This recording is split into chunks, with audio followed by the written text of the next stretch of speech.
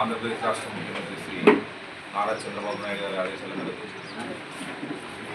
ప్రతి ఎమ్మెల్యే ప్రతి కాన్స్టిట్యూన్సీలో ప్రతి శనివారము ఈవెంట్స్ నిర్వహించాలి.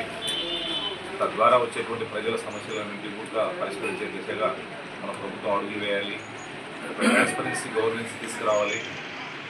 అలాగే ఏదైతే మా యువ నాయకులు నారా లోకేష్ బాబు గారు వాట్సాప్ ద్వారా ఫైల్ క్లియర్ చేయడానికి ఇది ఒక వినూత్నమైనటువంటి పరిపాలనకు నాంది.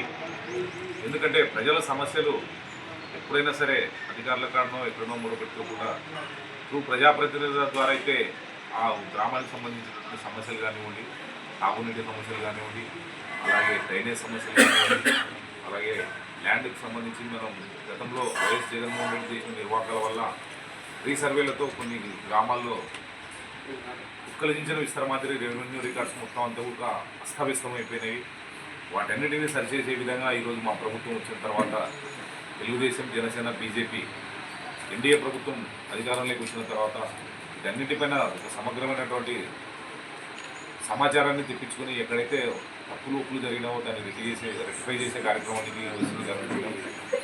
కాబట్టి ప్రజలకు ఏదైనా సమస్యలు ఉన్నా కానీ కనుక ప్రతి శనివారము ఒక మండలంలో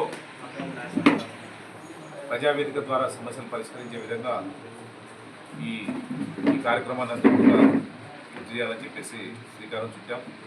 గతంలో ఒకసారి చేసాం, అయినా సమస్యలు ఇంకా వస్తూనే ఉన్నాయి. కాబట్టి వాటిని ఇంకా అధిగమించి మనం ప్రజలకు ఒక మంచి సుపరిపాలన అందించాలా. ప్రజాప్రతినిధులు కానివ్వండి, అధికారులు కానివ్వండి అందుబాటులో ఉండి ప్రజలకు ఒక స్వచ్ఛమైనటువంటి పాలన అందించాలనేదే చంద్రబాబు నాయుడు గారి ముఖ్య ఉద్దేశం. కాబట్టి ఈ అవకాశాన్ని ప్రతి ఒక్కరు కూడా వినియోగించుకోండి. ఎందుకంటే ప్రతి శనివారము ఒక తహసీల్దార్ ఆఫీస్ దగ్గర పెట్టడం జరుగుతుంది.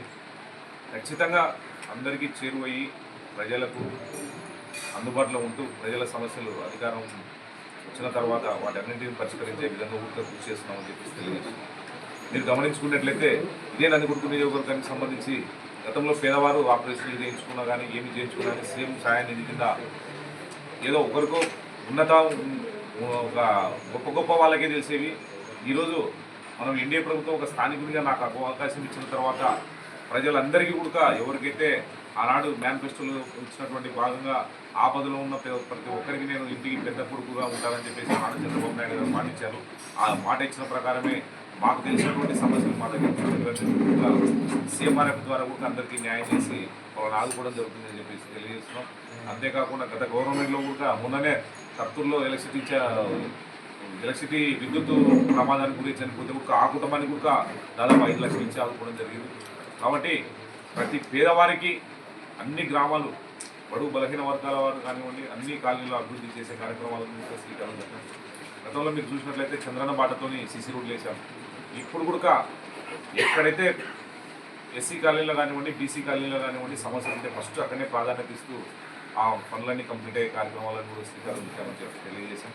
కాబట్టి మా ప్రభుత్వం వచ్చిన తర్వాత అభివృద్ధి పరుగులు పెడుతుంది.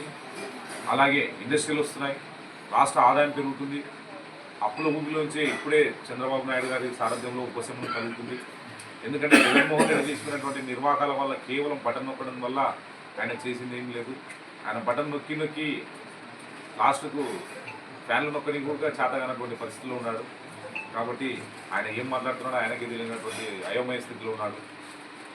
మేము ముఖ్యంగా తెలియజేసేది ప్రజలకు ఏంటంటే ఈ వినతుల ద్వారా వచ్చేటువంటి సమస్యలు పరిష్కారం అయ్యే విధంగా మేము కృషి చేస్తున్నాం. కాబట్టి ఏదైనా ప్రతి ఒక్క గ్రామం నుంచి కూడా సమస్యలు ఉంటే తీసుకురావాల్సిందిగా తెలియజేస్తున్నాం.